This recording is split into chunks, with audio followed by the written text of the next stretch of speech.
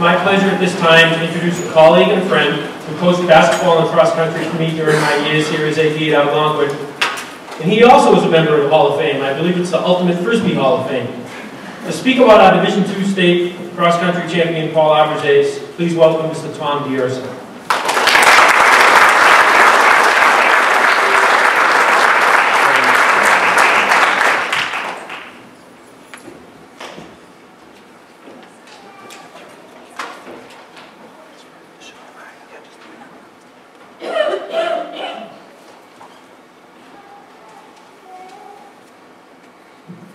Hello everyone, and welcome to the first introduction of the Hall of Fame here at Hopedale High. I'm honored and humbled to be among the greatness that fills this room.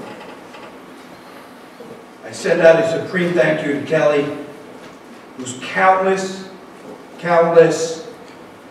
hours of her time enabled us to gather here tonight to relive and honor some of the past moments of Raider pride.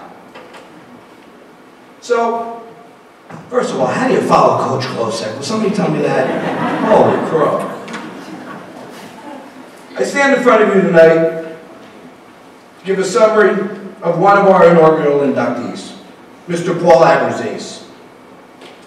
I first met Paul. He was a 5th grade student at Memorial School, and I was his reading teacher. And I promised all the kids at the end of the year that if they did a special book report, that they would get an automatic A. Paul, always scheming, found this a perfect opportunity. So he walks in the next day with a book report that probably took him a minute. And if you fast forward 3 years later, when he comes out for our cross-country team, I look at him and I go, oh my. If he puts the same effort into this sport that he put into this book report, he's not going to last a week. Needless to say, I was dead wrong. I'm glad my wife Deirdre is in here because she's never heard me say those words. Paul took Hopedale cross country to a new level. He told me on the phone the other night when we were speaking that the only reason that he came out for the team was because of his trumpet. That damn trumpet, he called it. My mother said to me, you either continue playing the trumpet or you go out for cross country. He had absolutely no idea what the sport was about. Yet, over the next 5 years, he came into the sport and dominated like few before or after have. The list of his accomplishments and selection to all-star teams are numerous. He was a 4-year all-star as a DVC member, Milford Daily News, Central Mass, Worcester Telegram, Middlesex News, and Mike Mahone's Racing Series. The Mike Mahone Racing Series was run by a man who mimics Rain Man of cross-country and high school sports, in high school cross-country. He knows every time everybody ran, and he would say to me, Coach Dioso, Paul Abbruzzese will be the #1 runner in the Mahone Cup this year. What do you think of that? And we would all look and go, oh, good, Mike, great. Those that know him understand what I'm speaking of. One year, BMR had won about 1 trillion cross-country races in a row. They've won every DVC title since the DVC started in cross-country. Mike told us that if we beat BMR, that we could shave his head. We succeeded in that with Paul winning the race, of course. And when it was time to shave his head, Paul looked at me and goes, I'm not going near that guy. And I looked at him and I said, yeah, you know what? You're right. Neither am I. It was quite a scene. But his accolades weren't limited to Central Massachusetts. The Reggie Lewis Arena in Boston opened up in Paul's senior year. And Paul was contacted, as I was, to run the first high school mile at that arena. So Paul comes up to me and goes, Mr. Dean, is there anything I need to know about running on a track? And I totally forgot, we don't have a track in Hopedale. So what do? You go down to Town Park and you look at the gazebo and you say, run around the baseball cage and pretend you're running on wood. No problem. So what does Paul go out and do? Goes, runs himself a 4:30 mile, finishes among the top 5 in the state, on a track that he never ran on before. As a freshman, he was 23rd in the state. If those that run could wrap their hands around that, 23rd in the state as a freshman, unheard of. The following 3 years, he was a district champ.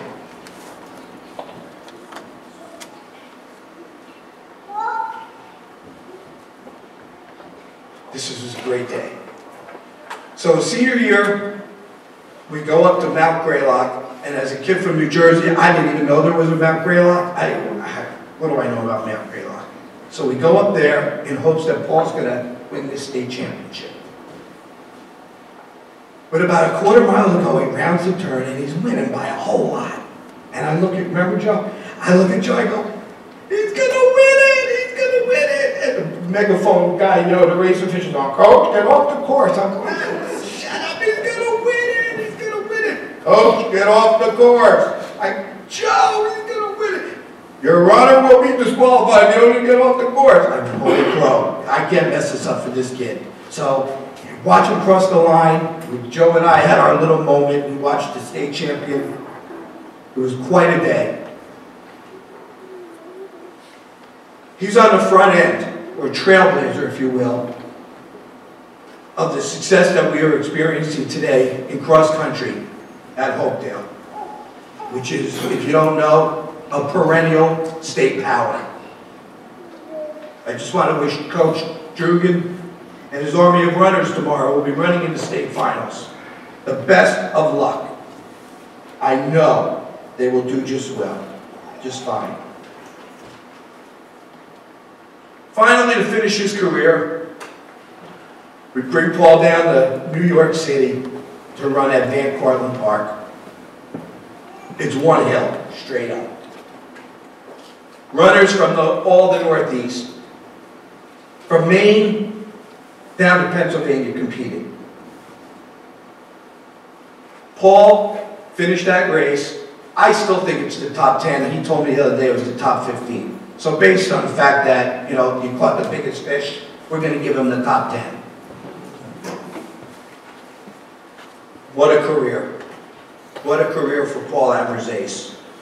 A true Hall of Fame career. So at this time, it is with great pride that I stand up here tonight, Hall of Famer Paul Abbruzzese.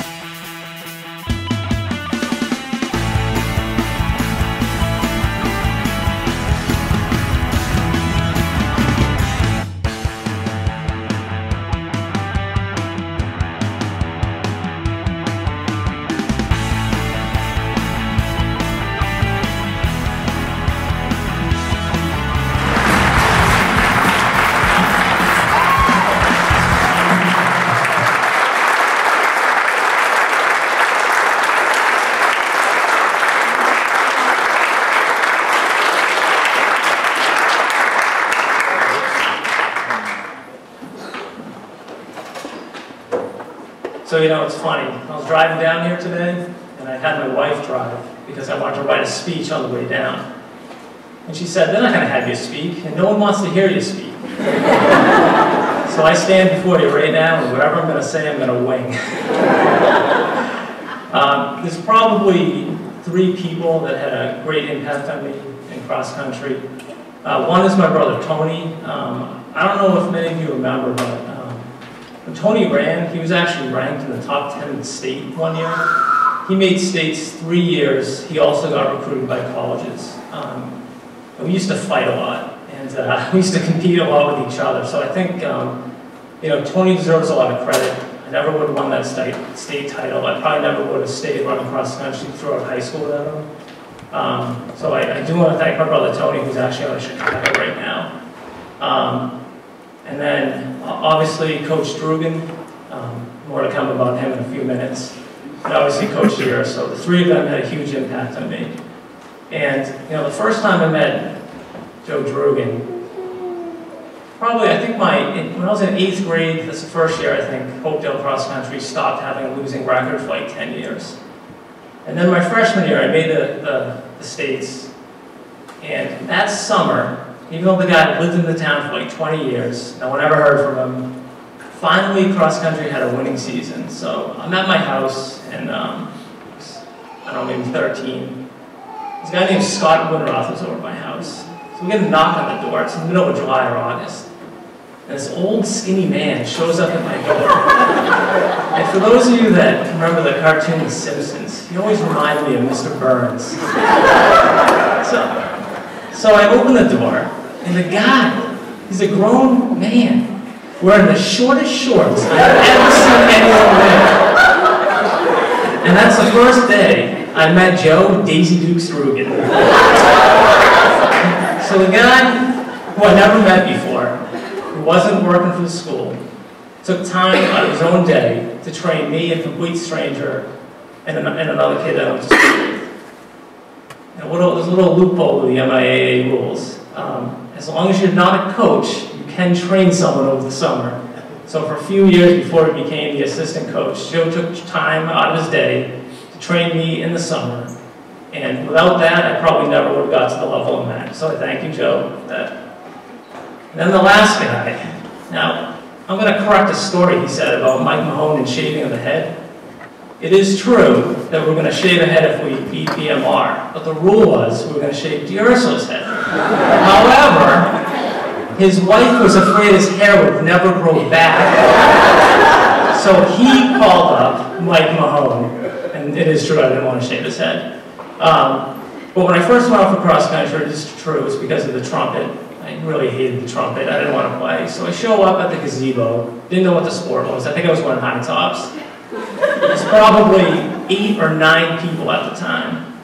And the first thing Coach D'Urso says, he's like, guys, I know most of you here for the first time, but please run over the summer.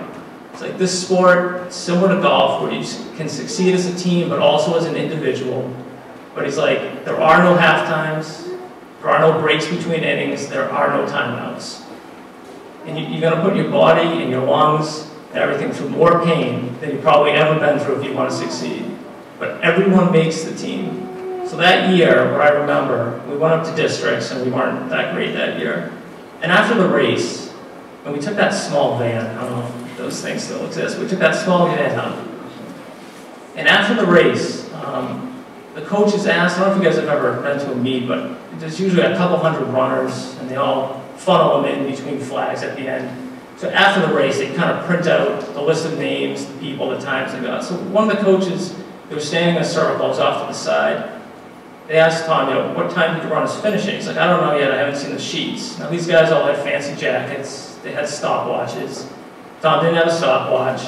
As he's, you know, they basically said, you know, we didn't qualify for states, but I hope we will in a few years. And one of the coaches said something that I'll never forget. And it wasn't because he thought Tom was a bad coach. He said, no runner from Hopedale, no cross-country team from Hopedale will ever do much. It's not because of the coaching. He's like, as he looked at Tom without the stopwatch, and me, by the way, because I was a new guy on the team, I I had a uniform from 1968. It was a short sleeve shirt with a big H on it. That's what I wore in 8th grade. And he said, no team will amount to anything and no individual runner because your school won't invest in this program and because you guys are too small. So we went home that day in the van on an empty tank of gas, and on every hill, he popped it in neutral.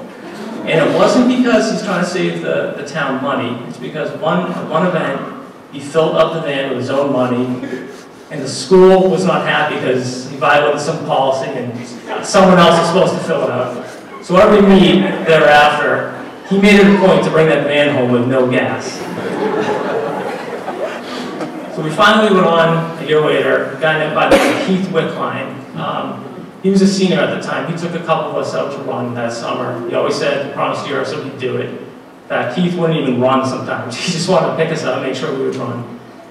And I remember my freshman year, my brother and I, at the districts, if the top 3 teams make it, and then the top 7 individual runners make it. So I was a freshman, my brother was a sophomore. And at 2 miles, we come over the hill, still another mile to go, and Gierso is screaming like no one else. For the next mile, he ran with me, step for step, screaming at me the whole way. And I bring this up because I'll be at conventions, I'll be at different places today, and because I'm always first alphabetically, if someone was local that ran, they'll recognize my name. And they don't recognize my accomplishments. They remember that crazy coach that would scream and intimidate them the entire way. So then our sophomore year, my brother and I again came to the top 5 at districts. And I think it was Jeff O'Connor on paper came in number 15th. So we had 3, or was that Greg Pegmany? I can't remember, but we had 3 in the top 15, and we still didn't qualify for states. It is almost mathematically impossible to do that. So we went on, and then finally my junior year, we did get Coach Strugan a stopwatch. We did also got, and that came from Bob and Debbie Goss. And my freshman year, Fran Whitten actually got us new uniforms. Although when we saw the new uniforms, we didn't realize how short the shorts were. So our team made a pact that we would never wear those short shorts. And that I'm very proud of. So, you know, in summary, I'd like to thank my brother Tony for pushing me, Coach Strugan for taking the time to help 2 complete strangers, and Coach Gierso for all the motivation that he provided. And without those 2 gentlemen, I probably wouldn't have my college education today. So thank you, Joe, and thank you, Tom.